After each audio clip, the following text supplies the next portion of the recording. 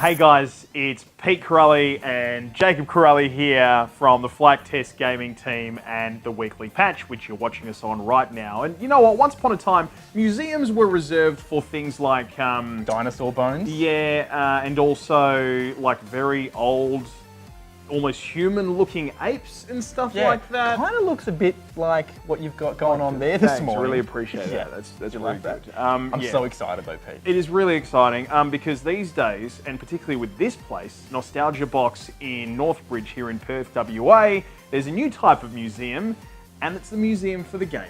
It's a museum that we could probably just move into and live here. It'd be nice. It's my favourite. Yeah. Hey, it opened in 2015, so it's pretty new for a retro thing. Yeah. They've got lots of old stuff though. What's the oldest console they've got here? Do you know? Oh, it's got to be a Nintendo, right? You'd think so, but it's actually the Magnavox Odyssey. It's from 1972, Oh, which wow. is like way before even you and I were born. I don't even think they had video games back in the 70s. I didn't think they even had TVs back in the 70s. That's how out of touch I am. Yeah, right. But there is an old Nintendo console. Have you seen it? Yes, I have. It's this bad boy right here, 1977. It's the first generation. It was called the TV Game 6, and it was essentially Pong, like bip, bip. No, it had bip, more. It had bip. Pong. It had extra paddles though. Oh, So okay, there's right. 2 sets of paddles per person. Oh, okay, so it was a real party then. Yeah, it was fantastic. Great. Hey, we'll keep moving backwards because it starts from the oldest console and keeps going back to some of the newer consoles. Now, a lot of these don't make any sense to me, but one thing I have noticed is if they wanted to sell consoles, they were looking at it going, there's too much beige. There's too much of this cream color. So what did they put on it? Wood grain. Wood grain for Yeah. days. There's even consoles here that are made from wood. That was all about the 70s though, the 70s, early 80s. If you wanted to really spice something up, it was all about wood grain. Dad's car had a wood grain dashboard. Beautiful. That was the way to have it, right? Keep coming back down this way because there's plenty here.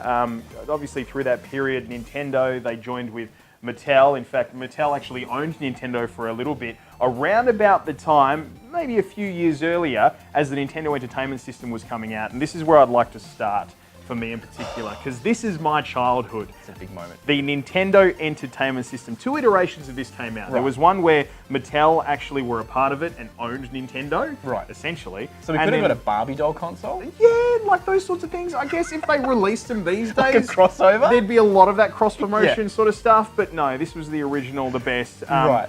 2 types, right? It depends where you actually lived in the world as to what you got. If you lived in Japan, for example, you got the Famicom, Right. which was the family computer. Looked completely different to what we got here in Australia, what they got in, like London, UK, what they got in America. Essentially, America, the UK, and us here in Australia all pretty much got the same thing. Right. Yeah. Very, very cool.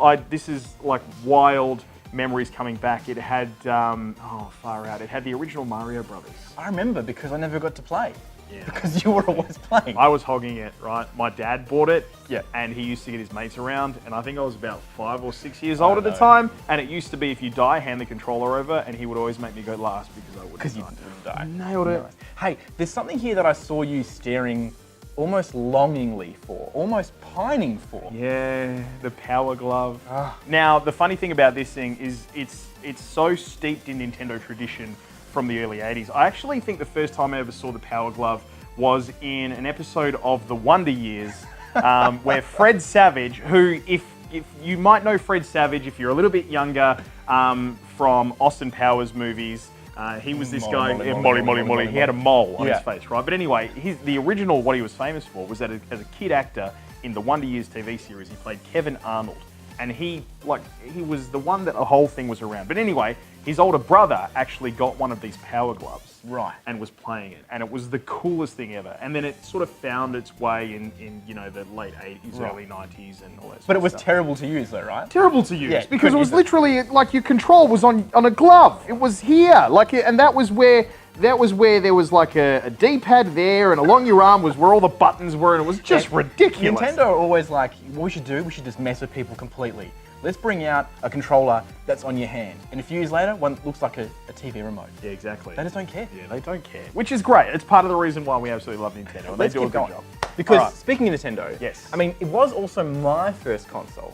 And I do have a special place in my heart for the N64. Ah, yes. And you know what cartridge they have in the N64? Oh, would there be anything else? Hands down the best game of all time.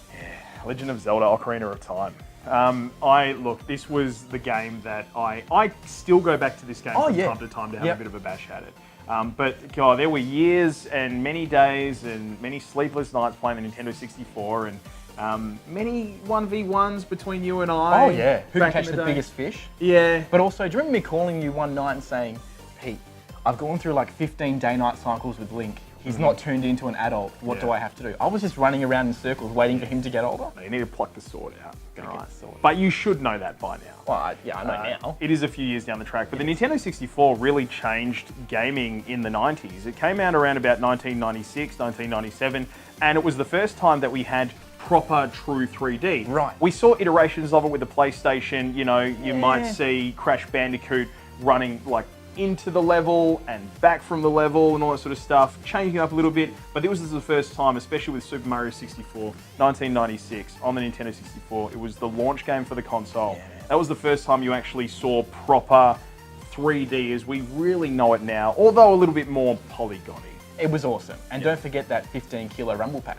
Oh yeah, but that was good. That thing built your arms up. Man, Nintendo 64 changed people's lives. Every controller we play with now has a rumble pack in it. I can't just keep looking at these consoles any longer. I need to play one. Yeah, that's the best part about this place, because you don't just have to look, you can touch. Come with us.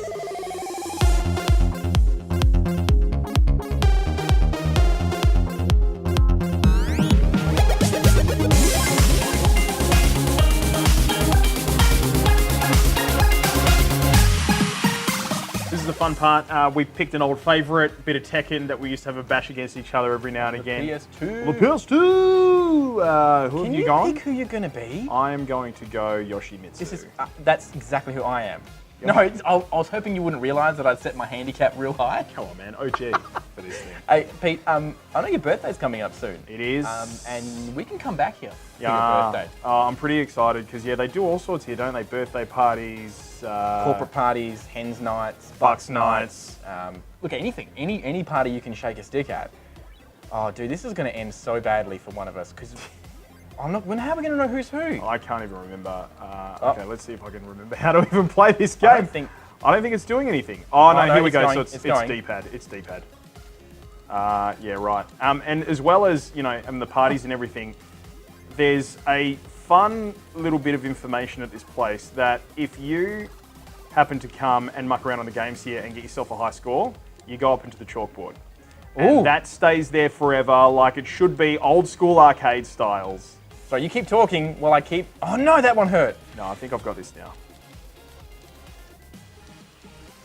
I'm just going to button mash. Yeah, that's all I'm doing. Oh, I kicked you right in the shins. Where's disconcur when you... Oh, all you're doing is kicking! Yeah. Do something else! Don't need to, it's winning. No, that's it, I'm button mashing. I'm button mashing. Oh no! I'm button it's mashing. so close. Yeah! Oh! You're dead! By the way, if you feel like standing upright, there is a heap of arcade machines here you can have a bash on as well. By the way, where's my wallet? That would be over here with me, Pete. When we came in, you asked me to hold on to it. So when I finish this game of Galaga, I might give it back to you because there is a ton of swag over there. Yeah, I've noticed. I'm actually going to need that back. I'm taking this. Thank you very much. This place is a ton of fun. If you're a gamer and you live in Perth or you come into Perth, no matter what age, you've got to come and check it out. More details available on the website. What do you think? Is it me? You're a bit much of a tank for that shirt, Pete. I'll take that as a compliment. Wasn't meant to be.